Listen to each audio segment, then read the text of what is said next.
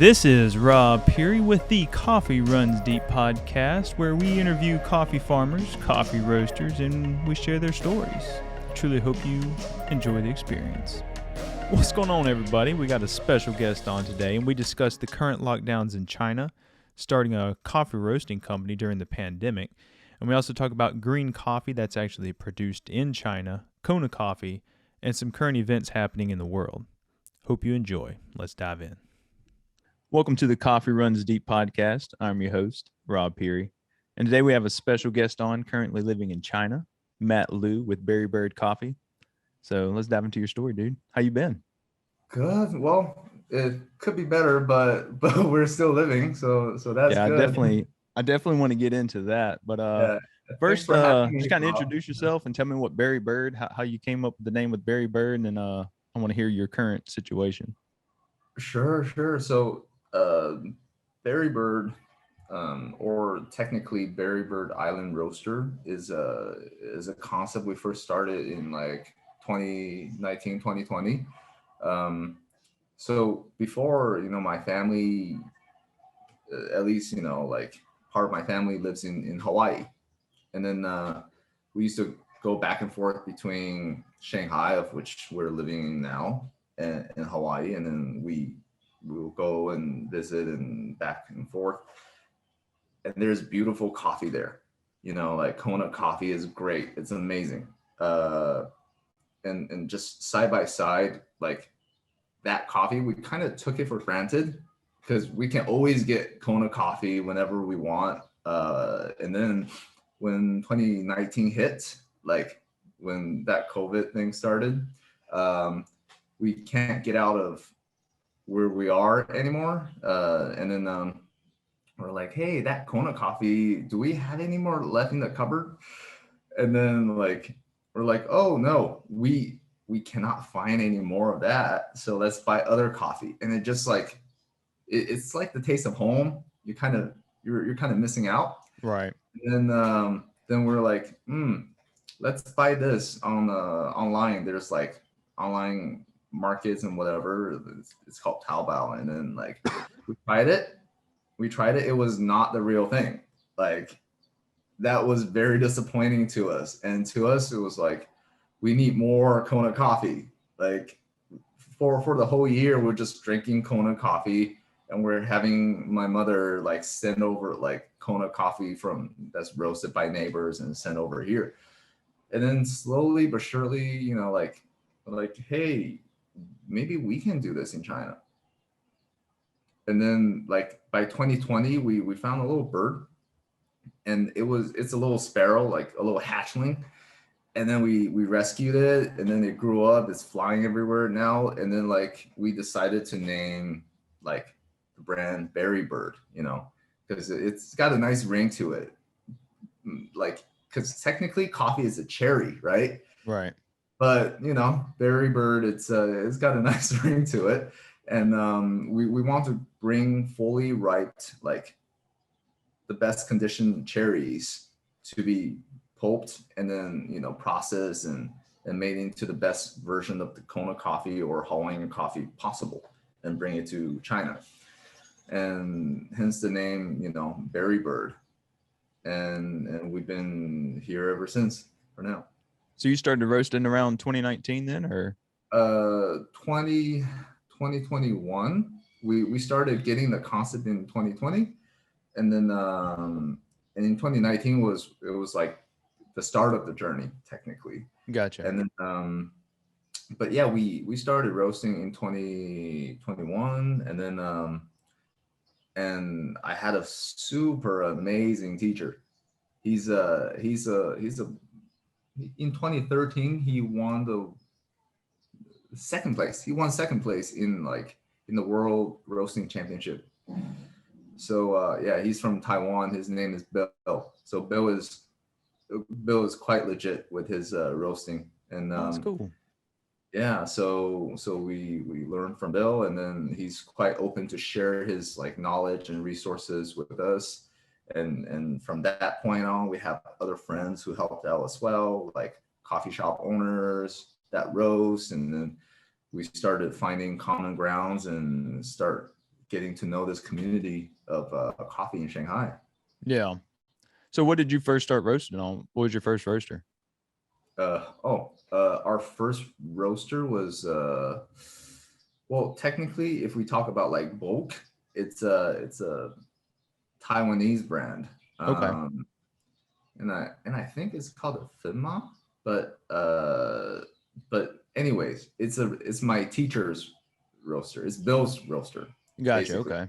He took out the little plate on the brand and he put his own like brand on it. So I That is don't even cool. know what it's called anymore. But it's one of those like like in those the concept of the ship, like, hey, if you repair every single part of the ship, like, is this still the same ship? Is this still the same Gotcha. brand? Exactly. Yeah. So that's our first bulk roaster that we use. But at home, we test like curves and all that. We test out new samples because like we have a 100 gram. Um, it's called a sandbox.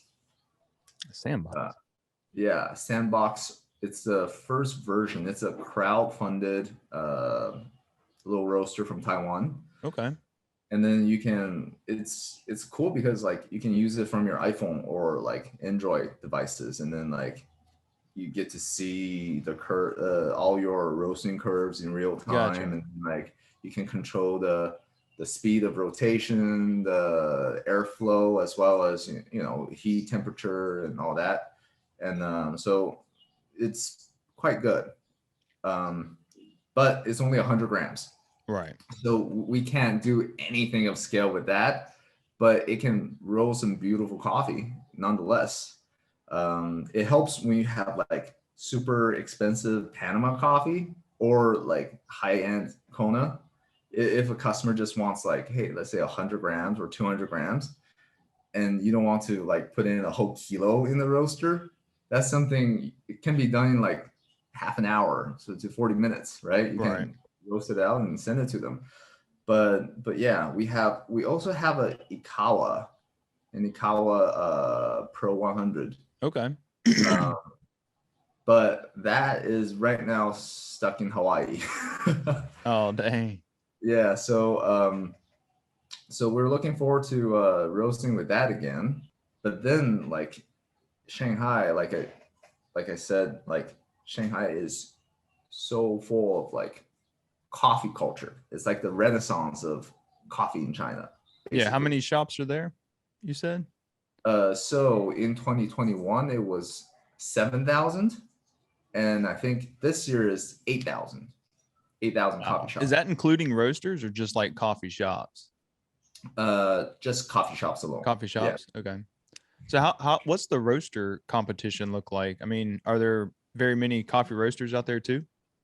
Uh, there's a ton of roasters, a Okay. ton.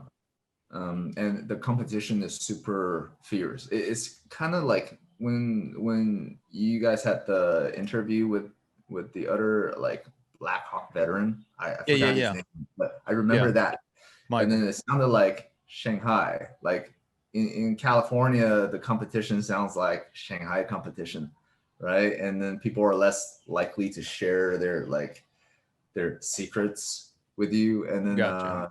people are less likely to like share their beings or whatever. Hey, I got this source from here, I got this source from there. More secretive. It's just a portion of them, right? And then there's another portion that's like, hey, we're happy to show you what we can do, and then maybe you can help all of us like improve this community. And that's what it's all about, like an open community of roasters, and that exists in Shanghai. Yeah.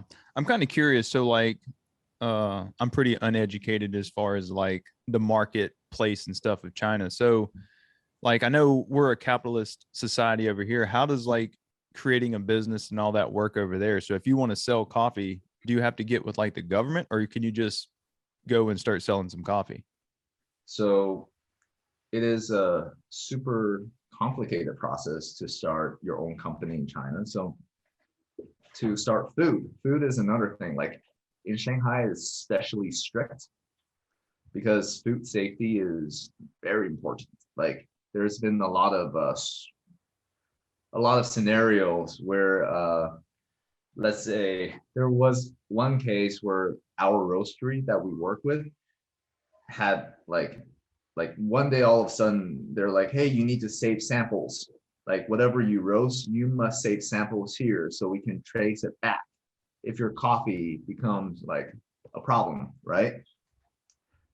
And that was started because somebody somebody was trying to smuggle drugs like around, and then somebody actually bought it. Like if you put something on eBay and it's a bag of coffee and that costs $10,000, would you buy it? Nobody in their right mind would buy it, but somebody bought it, and somebody got sick because it was hallucinogens or whatever. Oh, wow.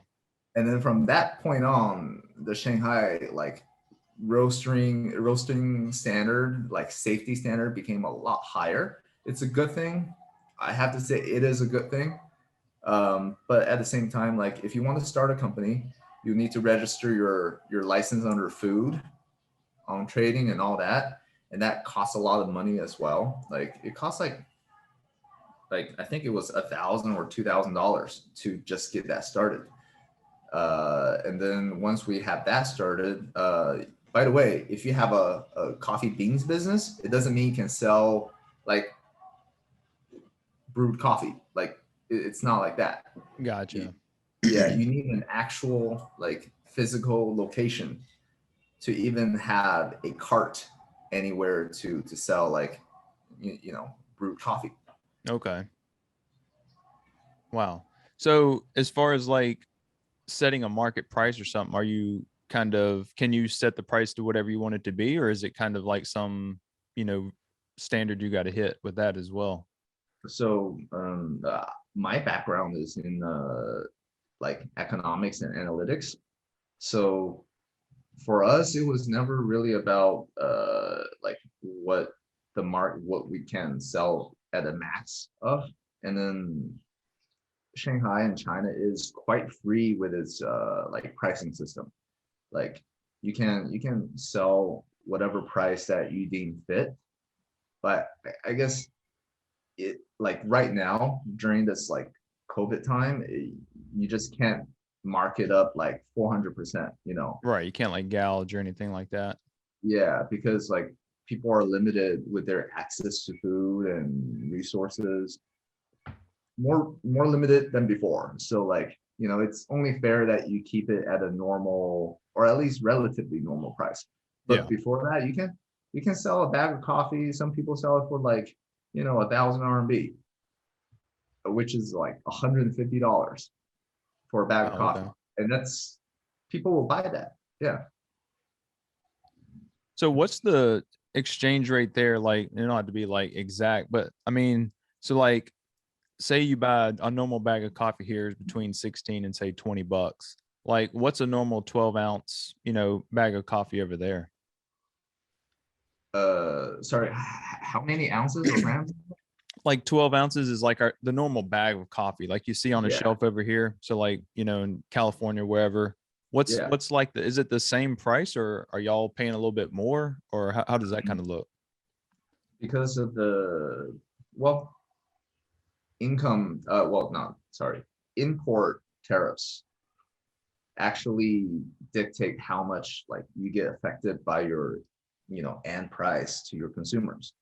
And then for example, for us, a regular bag of like Guatemala, like single origin, and that would be like approximately like $15 to $20. Okay, so about the same then. Yeah, approximately the same. But at the same time, like you have, that's like the very entry level. Yeah. And then a lot of people go for that because that's what they are used to drinking, right? And a lot of people in China haven't gone to that point where, oh, I want a Colombian Huela, like Pink Bourbon or whatever. Like they haven't, not everyone have gone to like that standard. Yeah, not everybody. But they're getting there. Yeah, they're getting there. In Gotcha. Shanghai especially. And then so that's a good thing. But like a bag of like that will cost about double, maybe triple the price of a regular like entry level single origin coffee. Gotcha. And then yeah, and a lot of people are super interested in knowing more about coffee. Even the older people who are used to drinking tea and stuff, like they love to follow what the younger generation does. That's cool. Yeah, and So what? So right yeah. now it's mostly tea that like in Shanghai, is it mostly tea, or do you see that like coffee is being like half of that now, as far as like the market over there? So in China, it's like maybe 15 cups of coffee per person per year, probably. Oh wow, that's hardly nothing. Yeah, but in Shanghai, it's about 300 cups per year Okay. per person. So like your regular day-to-day coffee, and you have your prosumers as well. Like you have the people who drink 2 to 3 cups a day, and then they brew their own coffee, or they go down to their local Starbucks or Costa or Lavazza, and then they get their Americano or lattes, and that's a norm as well. Do the people that live outside of Shanghai, like out in the country and stuff, like do y'all have many specialty coffee shops out like there, or is it mostly just dedicated to the bigger cities? So imagine this: people call Shanghai right now, like they in China, they refer to Shanghai as coffee city. Okay. So most of the coffee is, well, at least a big proportion of the coffee is produced in Shanghai, because like a lot more talents of coffee are located in Shanghai, and then they supply the whole country. Okay. And I don't know, like for outside of Shanghai, you can find a roastery here or there. For example, we went to like Cedar, which is like the mecca of like porcelain and pottery making in China. That's where like all the vases and stuff are from. And they have a roastery there. We went over there. It was the roaster wasn't there, so we couldn't like talk or anything. But we tasted the coffee, and it was superb. Um, and it was in a little town, like it was in a little like village. Actually, it's a little village, and then like they make some great like Ethiopian single origins that's like naturally processed. They call it Lion King. I'm not sure if you guys are I roasting haven't that heard yet, or I haven't heard yeah, that. they have some crazy names. And then and great, beautiful, like naturally processed Ethiopians, Brazilians, and like all that. So it was eye opening. So not just in Shanghai, but like but that person also has a connection back to Shanghai. He has a day job in Shanghai. So like Gotcha. that's it's like a highway of coffee just in Shanghai. Okay. And I was reading too, does China have like their own green coffee down in like the southern portion of China?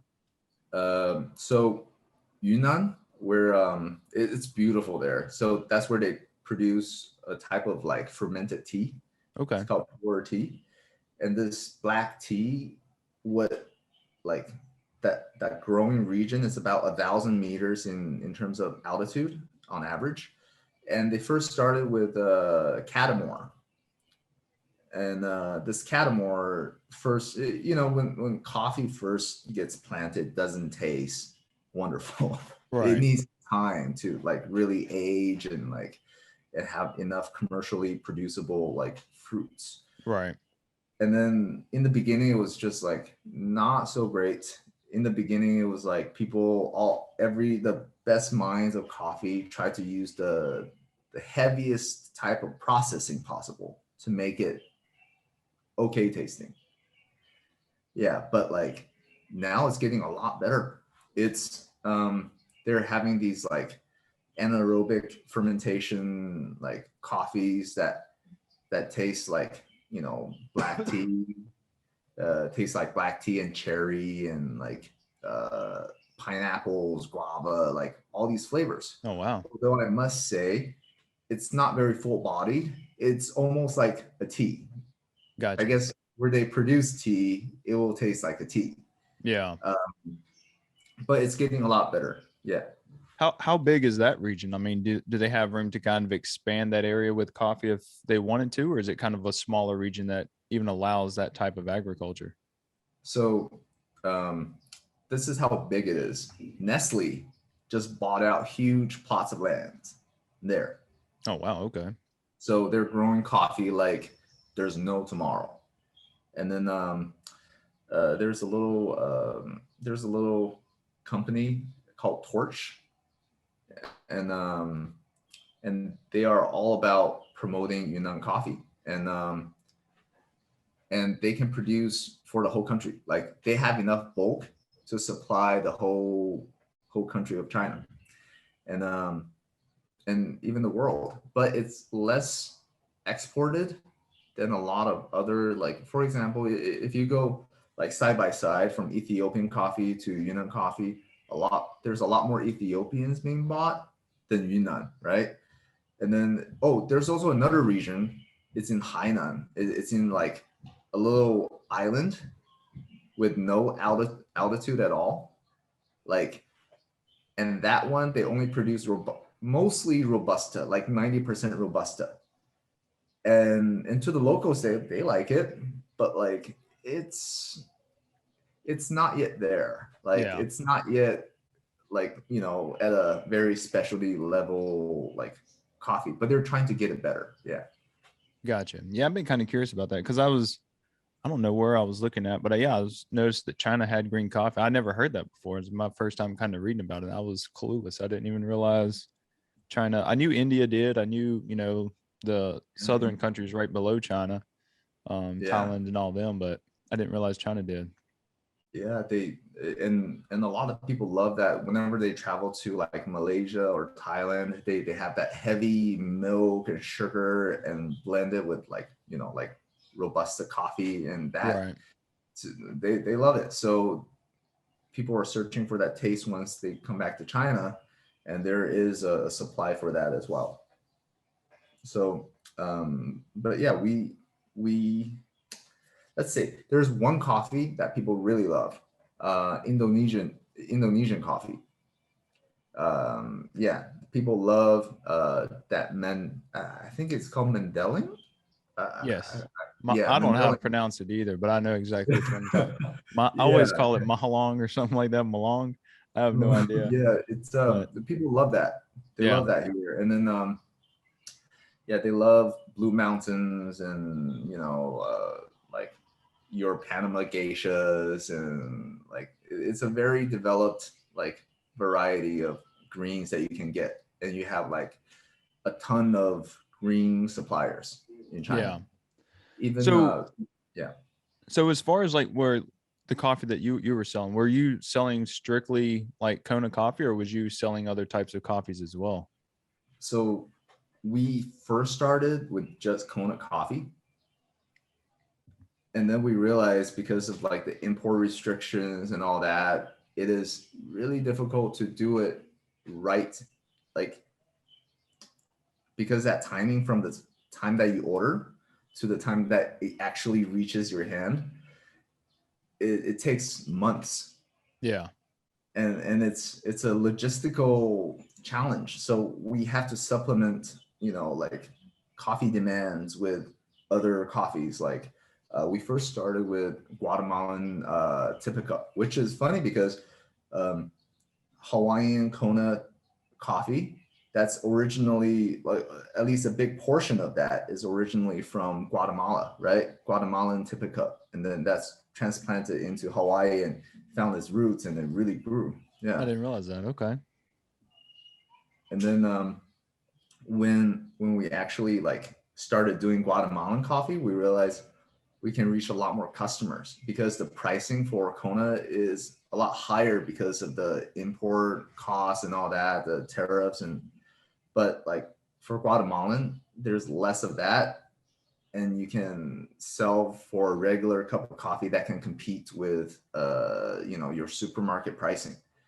and people who gave us a try like continuously purchase this for their like little coffee machines at home or where they brew, because it doesn't like if you spend $100 on coffee versus if you spent $10 on coffee, like you're not gonna think twice if you buy your next $10 bag Right. versus that $100 is like, what's the next occasion that I should spend it on, right? Right. Exactly. And yeah, so we have like for us, we have Ethiopian, so South, like in general, South American coffee and Central America, right? Like Panama is technically Central America, Yeah. and and African coffee, and we love Ethiopian and Kenyan coffee as well. But we promote Hawaiian coffee. Um, like out of all these, we promote it because that is our direct source. Like we don't go through an intermediary of a green buyer, because like we know who has good beans in Hawaii already, right? Gotcha. And we have some beautiful looking like plants and all that, like 60 or 50 to 60-year-old trees, and like, but those are rare. Those are really rare. But like you have older trees that produce really good fruits, and they're on a slope, so you don't get a lot of like water soaked into the cherries, and also like on volcanic soil, like that also helps. But the only thing is that like a lot of people complain that how come the altitude is like, at max 1,000 meters. Like there's a like they get this misconception that the higher is better. Well, the higher is better within a certain area, right? Like if you compare Ethiopian to Ethiopian, that's quite fair, like 2,000 meters to 1,500 meters or whatever. Right. But in Hawaii, like usually the highest you can go is about 1,000, and then you reach into the clouds, and then you stop producing anything because there's no sunlight, right? And then so comparatively, like when you reach 800 to 1,000 meters in Hawaii, that's already like quite amazing of a coffee. Gotcha. Yeah, I haven't had much Kona. And I haven't been there yet either. I want to go there and see the farm and stuff one day. Yeah, That's pretty cool. So, as far as your situation now, then, so y'all are currently locked down right now. yeah, we are. And So, and how long have y'all been locked down for? we first got locked down in like April, on April Fool's Day, so April 1st. And first we got the announcement from the government that will be released on April 5th. And today is in China is May 22nd at Yeah. this time. And then so it's been 52 days. Yeah, so we are restricted to like our compound. So in Shanghai, it's mostly apartments, right? And then we are fortunate enough that we live in an apartment complex that has a garden in the center. So it's become our world right now, basically. Like we're restricted to the garden, and we cannot go outside of it. It's been 52 days. So when like they did lockdown over here in the States, it was kind of like really just shut down the stores. You could still, I mean, if you wanted to go walk in the park, you could still walk in the park, or if you wanted to go outside, you could still go outside. Can you not leave your apartment place? You cannot, unless you have a very convincing reason. Like if you tell you need to report to your local like community center, and they have people like taking care of like day-to-day operations there for the lockdown. Like, hey, I got a toothache, it's killing me, I need to get out of here to seek treatment. Like they will give you a little slip of paper that you need to be back before when, or they give you a day pass. and then you go out there, and then you go to the pharmacy, get whatever you need. But like, it's not like, hey, I need to go to the grocery store, give me a pass. That doesn't work. At least from what we experienced, that doesn't work. And so, like, you cannot just say, hey, I need to walk my dog, and then you go out there and walk your dog. Like, for the first 2 weeks, I'm gonna be really real here. Like, those movies where like there's zombie outbreaks and you can't get out, and then you're saving up your food supply and stuff like that. Yeah. We were rationing food for the first 2 weeks. Oh, wow. Yeah. And my wife and I were like, how much like carbohydrates do we have left? How much proteins? Like how many like kilos of like vegetables and fruits do we have left? So we're doing the math here, how long it lasts us, because first, like, you cannot get food delivery for like, it was super difficult for the first 2 weeks. Yeah. And then even like drinking water. Um, Obviously, you can boil water, but I know it sounds so pretentious, but like, if you were to brew water with just like tap water, it doesn't work sometimes with local tap water. Like, it only works with like, if you were to brew coffee, you need a certain like mineral count, right? And the local like tap water, it doesn't fit the coffee profile. Gotcha. So we if you want to drink like a regular cup of coffee, you need like spring water or whatever, bottled water. And we used to get those like delivered to us every single 2 weeks or 1 week. The person comes up here and then like replenishes this like the coffee and like coffee water for us, and then that stopped. And then before, you would like order like groceries online, and then like, obviously you can still go to the local grocery store, but most people do online shopping. Yeah. And then what happens there is that because everyone is asking for deliveries because you cannot go out anymore, you can't really get much food by then, because the demand went from 1 to 10 like in a matter of a couple of days. Yeah. And then you just have these like guys who are on scooters, electric scooters, like delivering food for everyone. Those guys are like the heroes of Shanghai, basically.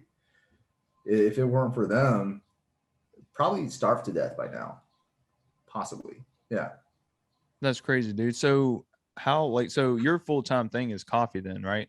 Yes. Yes. So We for 52 days then, what is there any way the government is supplementing y'all or something, or like how do you pay your bills? How do you keep paying your, I guess, your rent or whatever?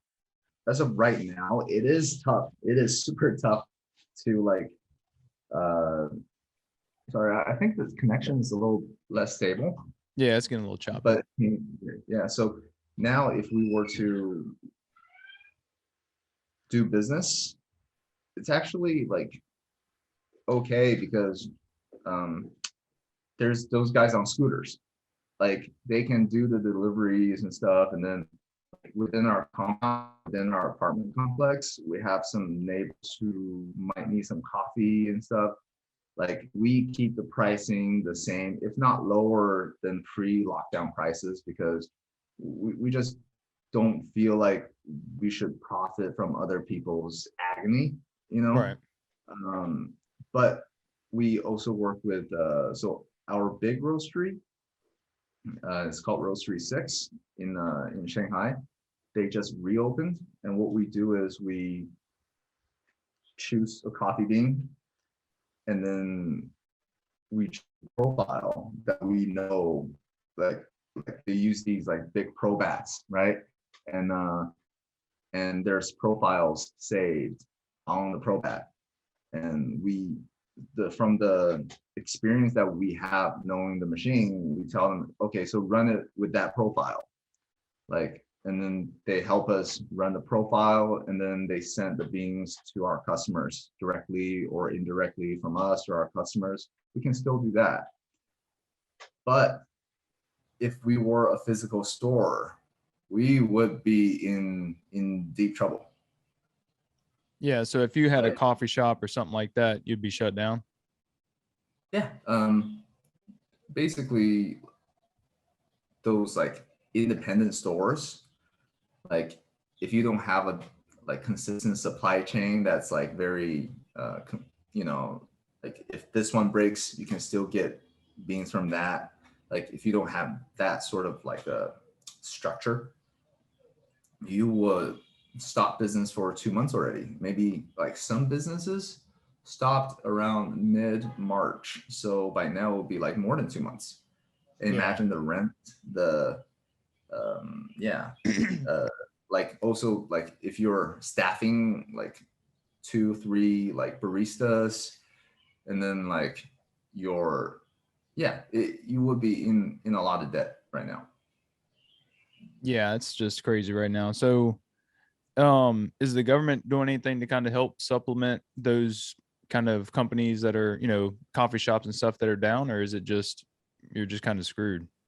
um, the good thing, I guess there is a silver lining to this, is that if people are renting government related properties like coffee shops, like if people are um, like renting government related, like if your shop is owned by the government and you're renting it, you will get at least 3 months of free rent. Okay. So that is one thing that's actually like very useful to people. Um, but your staff, like nobody's paying, people while they are getting locked down. Like at least we haven't been paid anything like while we're locked down. So yeah, some people have a hard time making their like car payments or like mortgage payments, and that's a regular thing. Like at least from what we perceive of the people around us. Yeah. And we have a friend who owns like 3 to 4 coffee shops. Like yeah, he has, the good thing is he has a bean roasting business outside of Shanghai, and then that helped a little bit, because he roasts for other people, and then his roastery can still supply other regions of China while Yeah. Shanghai remains, closed. Gotcha. But to pay for all of his staff, like imagine 3 to 4 stores, like you need a lot of staff. Like I didn't count, maybe 10, maybe like 7, I don't know, but like yeah, there's like a minimum that the government requires you to pay for this time. So I think it was around like 3,000 RMB. But so if you were to pay your employee like 15,000 or 20,000 RMB, which is like $2,000 to $3,000 a month, now you're paying like $500 a month Mm, to keep them like still being able to pay for food.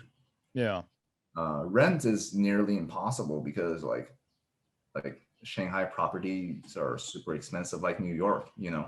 Like Yeah. imagine owning an apartment in New York and then no more income and you live on $500. Yeah. That's what's going to happen. Well, that's what's happening to quite a lot of people. Yeah. Dang. Can you say like what y'all were locked down for? So um, we are locked down to prevent the spread of this new Omicron COVID-19 like infection, because Shanghai at a certain point in time had like at its peak like 20,000 new cases per day, and to halt that, everyone is locked into their apartments, and only medical staff and emergency like personnel can like move around. and then like, yeah, people are locked down because there's certain reasons that I would like to say, but like, yeah, that's the part that's going to be a little bit difficult. But we're locked down because the longer we're locked down, the less likely this virus will spread, you know, through like dining establishments or like your regular, you know, like supermarkets or you know, like these things. But the funny thing is, I on the record, like if people were like, hey, we're going to be locked down for 4 days, I'm going to have to go to the grocery store and stock up on food. Everyone goes to the grocery store and stock up on food. And when you concentrate people like that during a virus situation, you get bigger numbers. That's like, you know, that's been stated in the news, like you need to avoid that, and they even closed down grocery stores and that. But it's hard to contain in a situation where people need food, but they also need to be locked down soon. Yeah. So have they given y'all a time frame or timeline of about when you think y'all will be out of lockdown? They have not given us a clear date, at least for the district that I live in. There are some districts now, so not a lot of people, but there are some districts that are allowed out or actually return to normal, but they're not like the center of the city. So imagine like, uh, you know, if you're in like San Francisco area, Oakland's open, you know, like, Right. but downtown San Francisco is still like locked down. That's basically the euphemism.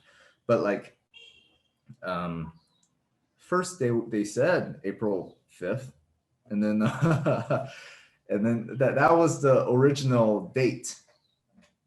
But like this lockdown just kept happening.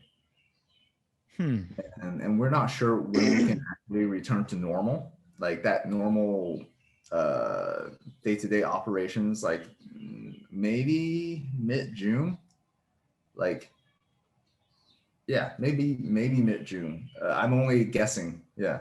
Did y'all ever get back to normal after y'all's first lockdown, like after 2020 and all that? Did y'all ever get back to, you know, between the worst of 2020 and, you know, I guess before like April when y'all went back into lockdown, was there ever a time where it was just like, you know, back to how it was like in 2019? Yeah, it for 2 years, like a little bit less than 2 years, I guess. It went well. Like after the first like hit in Wuhan was very severe. A lot of people died actually. So like, How close are y'all to Wuhan? not very close. It's provinces away, but Okay. like, so for that city, it was hit hard, and then but after that, things recovered, and then like, China basically, you know, like managed case by case, and then like contained it basically. And then you can go to like the mall, you can watch a movie and all that, and then like, but they do still require you, like for most of the time they require you like seating if you're at the movie theater to be like leaving one seat Yeah, gap. empty. Okay. Yeah, a gap between two people. So like there's still that. But now I guess the movie theater isn't even open, so there's no need to even consider that, right? And and yeah, like for this area that we live in, it's called Jing'an. And so Jing'an is known for its Jing'an Temple. It's got a big Buddhist temple like in the middle of the city, and then like it's a tourist attraction, you know, kind of like a big old Catholic church in Rome, you know, like. Gotcha. But like this is the center of the city, so the concentration of like the density of population is a lot higher than a lot of other regions in Shanghai. So I guess we're locked down because of this density issue. Gotcha. I was wondering too, as far as like uh the because you were born in Pasadena, right? How long did you live like in California? So I was actually I was born in China, Okay.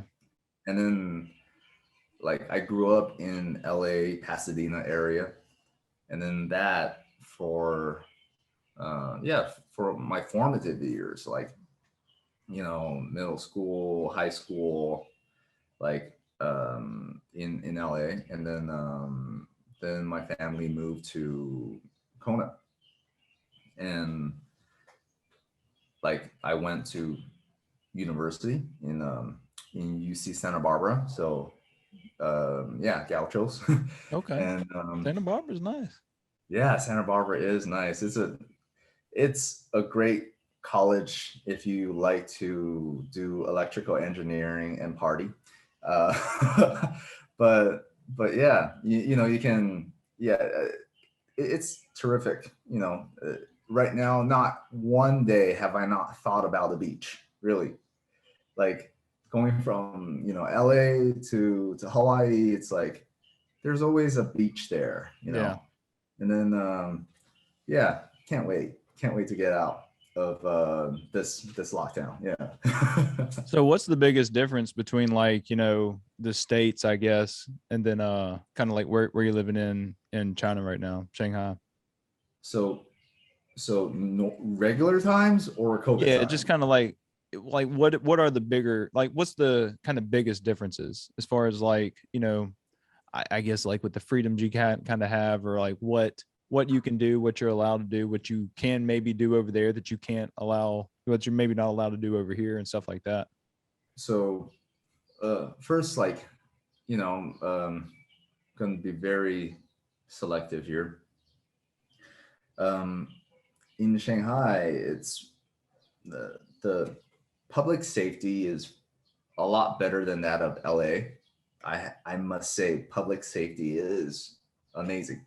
Like you can walk down the street with a bottle of beer in your hands, drinking at 2 p.m. at night, and nobody will mug you if you're in the center of the city. In Hawaii is also safe as well, but like if you're in downtown LA, imagine like Oh yeah. that. Yeah. Yeah, nobody in their right mind would do that in LA. But like um, traffic is a lot more uh, like LA, if not more severe. Parking tickets and all that is a lot frequent in Shanghai, because I guess it's one way for them to generate more like revenue for the city. So people really follow the rules. Like if you get like if and there's a point system. So like if you were caught with like a moving violation, right? As long as you pay your like tickets and all that, you can keep driving your car. But if you like in China, there's a 12-point system. Well, that's pretty cool. I'd like to go just to see like the differences in personalities and like cultures and stuff like that, because I don't know, it just seems so much more rebellious and stuff like that over here, as far as, because I mean, I remember when the lockdowns came, it was like I said, I think it was July of 2020, Louisiana, like we were done, like nobody like was staying home or anything like that. It was just literally by August, September, we was back to normal. And like masks were completely gone by October, November. And like we've been like that ever since. And it's just weird to see different states, different countries all just doing something completely different. So, and it's just, I don't Yeah. know, it's just kind of weird. But not that any is right or wrong or indifferent. Maybe what they're doing is good. I have no idea, but whatever I guess works. Rising But what about rising cases? Like, um, I'm quite curious. Like, do the local government report on how many people got COVID? Do you know, people even? they kind of did in the beginning, but it was one of them things like when everybody just kind of said whatever and went about their day, uh like I mean, I've had it a couple of times, but now it's like I don't know, once I feel you have it, I think it's like the flu. It's just like my immune system's been good ever since. I really haven't been that sick since May of last year. And that's the whole thing. It's just every state and country just kind of does something different, you know? Yeah, yeah, and like right now, if you were to come into China, the terms are a little bit more relaxed. So in the beginning, after 2019 hit, like if you were before 2019, you can enter and leave China without any like requirements, right? So now, like if you were to go from, let's say, Hawaii to Beijing, because Beijing you can technically enter now, they require some like vaccine forms, also like a quarantine time of 7 days, or is it 7 days? No, 10 days. 10 days in a hotel. So you're basically in a hotel room for 10 days, and after the 10 days are up, you need to be back into your community and avoid any like say movie theaters or Yeah. anywhere that might concentrate people. Gotcha. So to make sure that you don't have any COVID whatsoever. Yeah. Okay. So then as far as like the vaccine and stuff, is everybody in China vaccinated? Did they make that a I, requirement or I something? think for the young adults to the middle-aged adults, these people are like I think a huge percentage, like a majority of the people are vaccinated. Um, it's just like for kids and older people, it's less like less vaccination happens because like I guess the thought is that they're less likely to recover or something. Okay. The vaccination might affect them more Gotcha. in a negative way. So people are more like aware and then less, you know, less of that. But yeah, most people are vaccinated, especially in Shanghai. From what we know, we had 2 shots each, my wife and I, but we're still locked down. Yeah. Yeah, that's what I didn't know. If like the lockdown was just kind of like, for everybody or just people that didn't have the vaccine or what it was. So it's pretty much everybody then. Yeah, it's pretty much everybody. And then once you open like there are certain compounds that are being released right now, but the terms are basically like your district needs to be almost free of this COVID for you to be allowed out. And then yeah, but it doesn't matter if you had the vaccine or not. And then so like I don't know if we're gonna take more shots after we're being like this lockdown is over. We're not sure because things change all the time here. Yeah. Yeah. Yeah, that's definitely a very interesting situation y'all were in. I can't believe y'all were locked down that hard again. I didn't know I didn't really know how bad it was over there. And that's the other thing too, like the news is so weird. Like you don't hear anything on like you speaking to you is like that's the first Yeah. time I've really heard it. Like there's not on any of the news channels over here. So it's something you would think would be kind of, mainstream, but they got Yeah. everything else kind of, I guess it's more important. Yeah.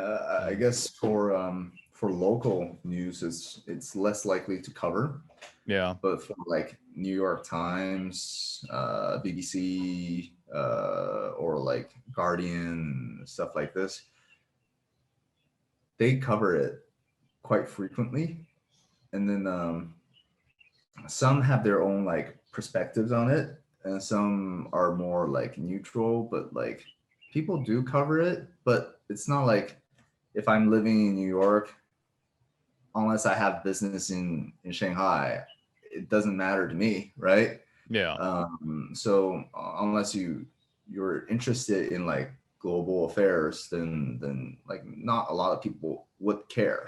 But I guess that's what kind of connects us in the sense because we all love coffee, and then we were doing this, and then the thought of 7,000 to 8,000 shops of coffee coffee shops all closed at the same time, like that's just absurd sounding, right? And then Yeah, that's what I'm thinking. It's you got know, to be a huge like drop in demand from all the coffee that would be kind of being imported. I mean, imagine people aren't drinking as much coffee as they was back in March then.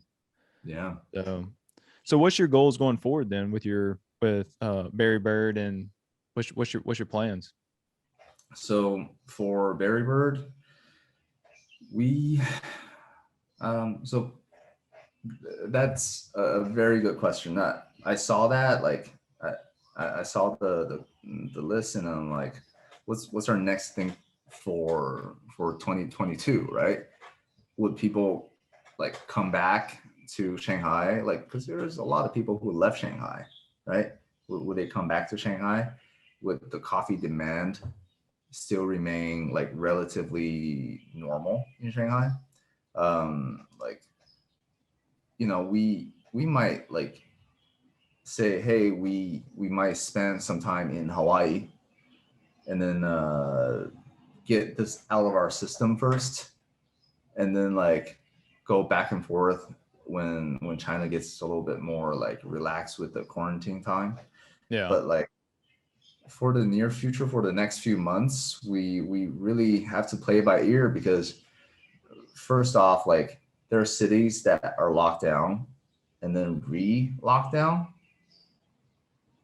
Like we can make a plan for, let's say, hey, by June we'll restart business again. But yeah, good thing is we're getting a lot more customers than ever before, because if you can't brew if you can't go to your regular coffee shop and pick it up Yeah, and gotta do drink it it at on the home. go, you better know how to brew coffee at home, or at least Right. have instant coffee, right? And yeah, so we're getting a lot more like people contacting us for coffee. It's just that delivery fee is so much higher than before. Like if your regular UPS, or like your regular like shipping USPS is done, everything is what's that app that you guys use for like picking up food? And They have like Uber Eats, and they have some they have some different. If you wouldn't have asked me, I would have been able to tell you. Yeah, we definitely have a few yes, apps. so imagine like if everyone is depending on Uber Eats, that demand goes up, that price also goes up as Oh well. yeah. So now like our customers would say, hey, so how much is the shipping? Usually we can tell them like off the top of our head, right? And then so now like the price went up triple Oh wow. for shipping. So you're almost just paying just as much for shipping as you are for the coffee then. Yeah, so if you were to buy a bag of coffee that's like $15, your shipping would be like 8. If you live in the corner of Shanghai, because we live in the center, right? They kind of Yeah. calculate by distance, and then like it could be $5, or it could be even higher. So Yeah. like, or it would be like $2, $1.50 to $2 Oh for wow. yeah, and it's super convenient. Like every day we wake up, we get orders in, we pack our boxes, clean them, and like set it in front of our door in a very neat shape with the numbers and stuff. Our like our version of our UPS guy will come up, pick it up, and then like move all of them to his car, and then the next day, it's like second day delivery for all of Shanghai. That's cool. It's all delivered. It's a very efficient system. And for like Beijing, if I were to ship from Shanghai to Beijing, we can have it delivered the next day as well, and it won't cost that much more either. Gotcha. Yeah. Okay. That ain't bad at all then. So you're thinking of possibly going back to Hawaii after the lockdown then, and maybe starting doing something there? So we definitely need to settle like all of our current situation here first. But if we move at least, some of our operations to Hawaii, we need to find from our like community of roasters who can sort of like take over, because we don't want to give up Oh Shanghai. yeah. It's 7,000 to 8,000 coffee shops is not a small number in any sense. And then like we have a lot of friends and like people who we built the connection with in the last like decade basically. And yeah, so but if we were to move back to Hawaii, it will be great for green bean like sourcing, right? Yeah. Because we would be able to sample the beans in person, and then like negotiate and then send coffee to China and all that. But at the same time, like we imagine we might do some sourcing of coffee beans in like South America as well. Um, Africa, we're not sure, but like South America, like if you can source your own Colombian coffee beans, and like the price for green beans would be significantly lower than going through an intermediary, right? Yeah. Like if I were to buy from, for example, Royal is in Shanghai as well, Oh, I right? didn't So realize that. Okay. yeah, so Royal is in Shanghai, and they do really good coffee as well. But like imagine it, like if you go directly to the source, it will cost a lot less for that initial pricing, but like shipping and stuff might cost more because they have a system going, right? Yeah. They So already got the we're not economies of really, scale of it. Yeah. yeah, yeah. So it might be something to consider, but we have so many roasting friends who are like, hey, let's get some coffee directly from Panama or Colombia and all this. Because when you get enough people who need coffee, this will be really good business, right? Yeah. No, I And definitely agree with that. Like, if you could order, entire container or something, split it up between all of y'all, I yeah, mean, might be worth it at that point. yeah, and especially if you have coffee shops of your own, and a lot of our friends have their own coffee shops. So if you have 3 shops, imagine like the amount of volume of beans that you need to run through. And then that way your whole vertical supply chain's costs actually go down, or at least it's more manageable. Yeah. Because the practice, I don't know if you guys do this practice at all, but like if I were to buy something, like I hear if you buy something from Sweet Maria's and you're like, oh, this is great coffee, I'm gonna buy out the whole lot. Does that happen? I imagine on a larger roaster scale it does, but like I don't know any around here that does it, but I do know it happens. Like, there's farms that they'll go and buy completely out of micro lots and stuff like that. One roaster will go down and basically buy you know, a whole farm, and maybe like a few acres or whatever, but of coffee, and they'll just buy the whole little micro lot. But Yeah. I mean, I personally couldn't. I'd love to get to that point one day, Yeah, but me neither. But we are affected by that, right? Like if a bigger roaster say, hey, I just tasted this, give me everything, and then like we buy a kilo or two to try out, and then it's like, oh, this is great. And then you call up your dealer the next day for green beans, and they're like, how much more do you have left? Let me get, let's say, 10 kilos, 20 kilos. They're like, oh, sorry, that's out.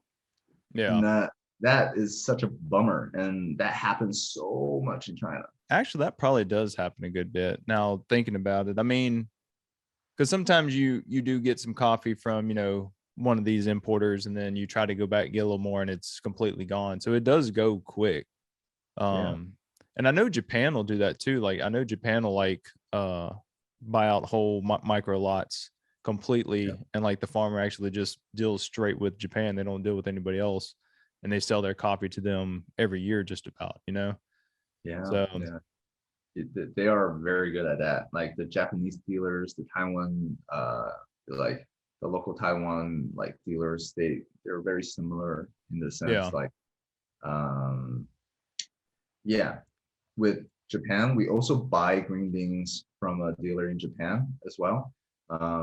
They're very good at green like sorting. They're very Okay. meticulous. Yeah. So you don't really need to do much sorting once you like get beans from them. So it saves time. But Gotcha. like, but if you were to buy from, let's say, Royal here, you need to buy it in entire like burlap bags. Or so you need like 60 kilos, like so there's not much let's say flexibility, you Yeah. know, Can't because buy with smaller. other people, yeah, yeah, Yeah. and for like there's a little company here in Shanghai owned by an expat.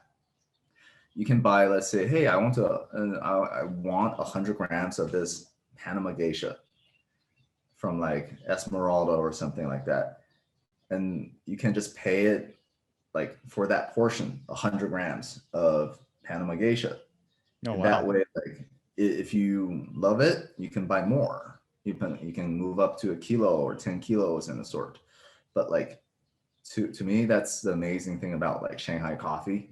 Yeah. You know, there's huge varieties of green bean dealers, and because of this healthy competition, roasters actually like benefit from that. And but the problem now is that our green beans went from like 15 different varieties to like five. Oh wow.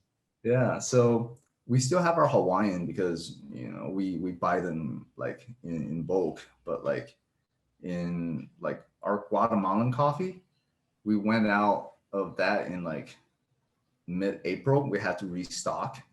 We went out of a lot of Colombian coffee. We couldn't restock, and then Hmm. so it depends on what's available to the market. And when Shanghai is locked down, like we had to do a lot of like maneuvers to actually obtain green beans because nobody is allowed to move around. So how do you get coffee from point A to point B? Right.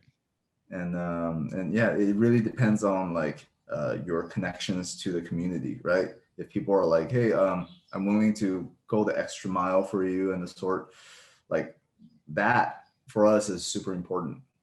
And a lot of people went the extra mile for us, and we're really appreciating that. Yeah. Oh heck yeah. That's cool, dude. Um, is there anything you kind of want to wrap up or share? Sure, sure. Right now, like at BerryBird Coffee, like so it's run by my wife and I, and for like we're just a regular old roasting company in like in Shanghai, and we're one of the thousands of business, like hundreds of thousands of businesses affected by this lockdown, right? And imagine like our story is not special just to us. It is for millions of people. And so if you're seeing this from the other side of the screen, you know we appreciate, like, first off, we appreciate your time, Rob, for like letting us express the situation. Like, Oh, no problem. I'm happy to yeah, have you on. Happy to hear about it and learn about it. thanks for this opportunity. And then but just imagine like if it were to be happening to, let's say, your relative or your family or your friends, like being locked down is not a very fun thing. And then um, like once Shanghai opens up again, I do recommend people to come visit when there's no more quarantine. It's a beautiful city, and it's got an infrastructure that supports 25 million to 30 million people, and there's a lot to see, a lot to experience. We hope this situation will get better soon, because that is the city we love. Right now is not the Shanghai that we know. And you know, like if you guys have any friends in Shanghai who are, you know, stuck, and a lot of people can't get coffee really, and they don't know how to get coffee, and we can supply everything on the west side of the river. Because right now Shanghai is split into two. Okay. So so west side of the river is where we are. East side of the river is where the financial districts are.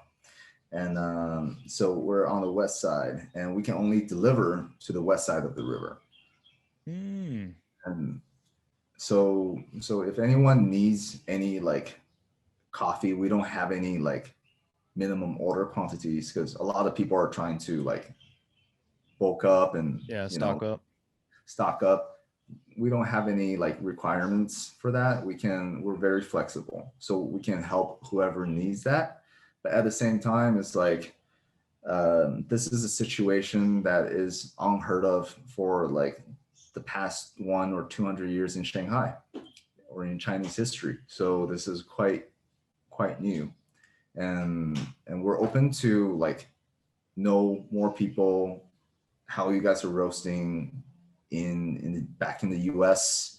And then like obviously we have some connections with like roasters in Hawaii, and also like green beans people in Hawaii. It's just like, what about the mainland? I'm quite curious about Yeah. that. You know, if you guys want, you can hit me up on Instagram. Obviously, you know, BerryBird Coffee, and we are, you know, like right now my mind has sort of like slowed down a bit, so apologize for that.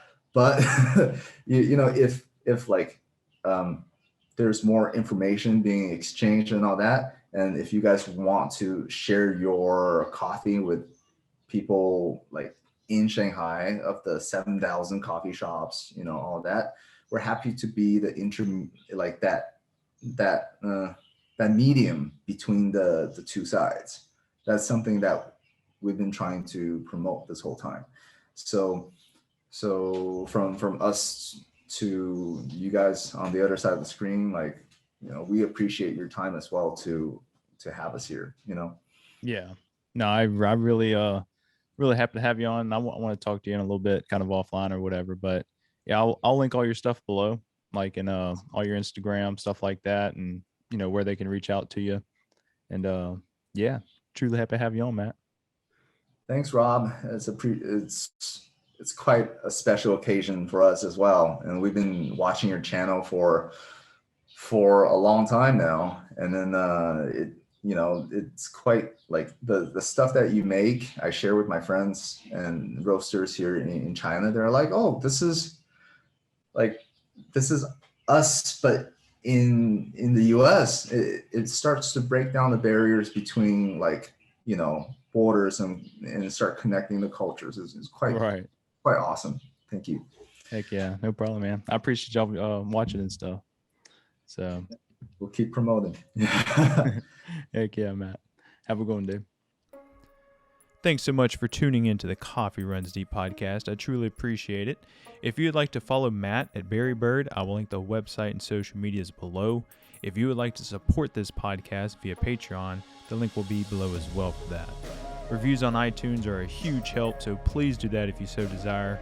We will be talking to a coffee hunter next week, so looking forward to that. Thanks again, and I will talk to you soon. Later.